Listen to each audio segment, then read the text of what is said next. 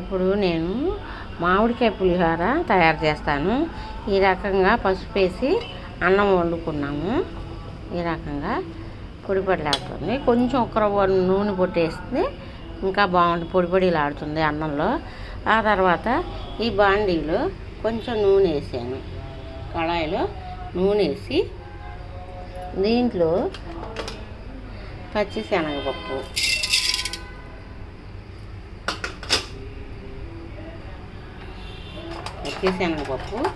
వేసాను. పచ్చిశనగపప్పు, మళ్ళీ మినప్పప్పు, ఒక రవ్వ మినప్పప్పు, ఆవాలు ఒక రవ్వ, జీలకర్ర కొంచెం వేసేసి, జీలకర్ర వేసి 4 ఎండుమిరపకాయలు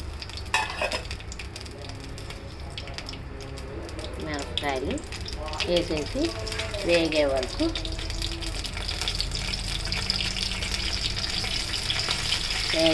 ఉంచుకొని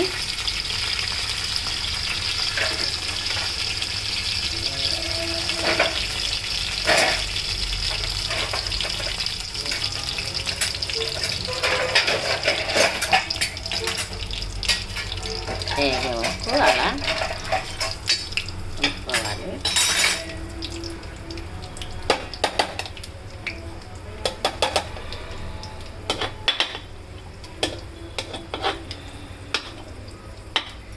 వేగే వరకు ఉంచుకోవాలి.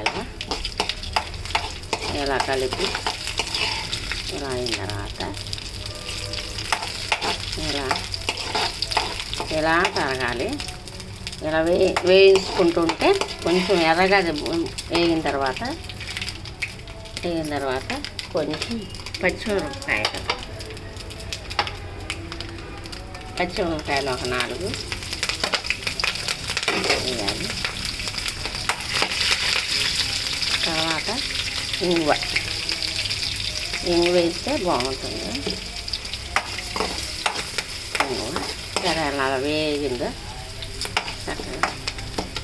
ఆ తర్వాత నేను వేయించి పెట్టుకున్నాను, వేరుశనగ గుళ్ళు వేయించి పెట్టుకున్నా. అవి కూడా నూనెలో కొంచెం వేసేస్తే బాగుంటుంది. అలా ఇలా బాగుంటుంది చక్కగా.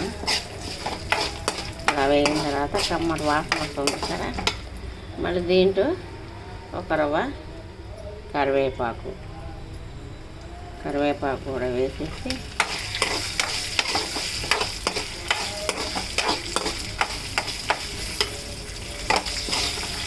వేగిన తర్వాత కొంచెం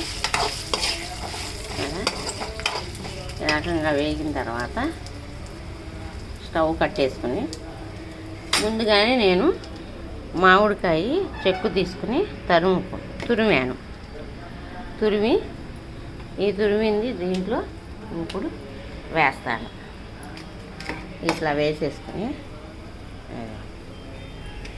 ఇట్లా అన్నంలో వేసేసుకోవాలి అంతే.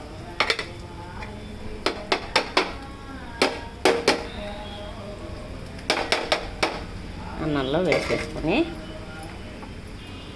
ఈ రకంగా అన్నంలో వేసేసుకొని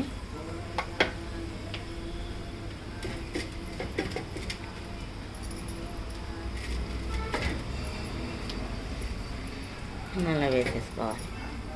వేసుకున్న తర్వాత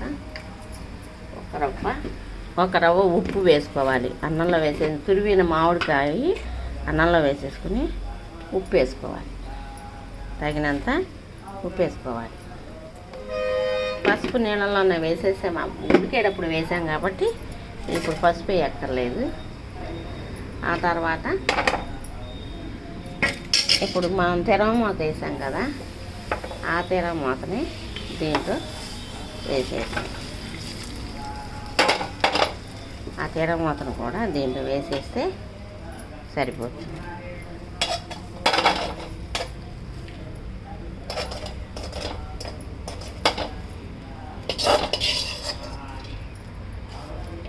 ఇలా కలిపేస్తే కొంచెం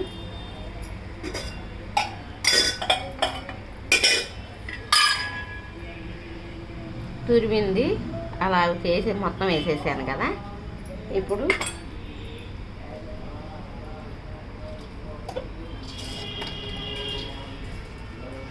తురిమింది కూడా వేసేసిన తర్వాత అప్పుడు కలుపుకోవాలి. ఈ రకంగా కలుపుకుంటే అయిపోయింది.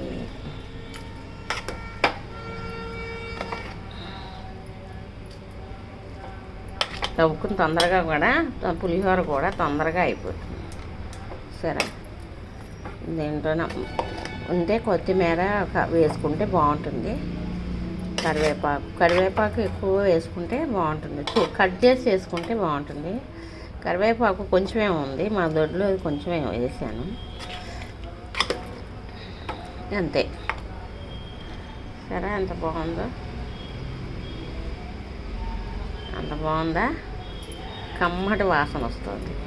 మరి ఇంతే తేలిక.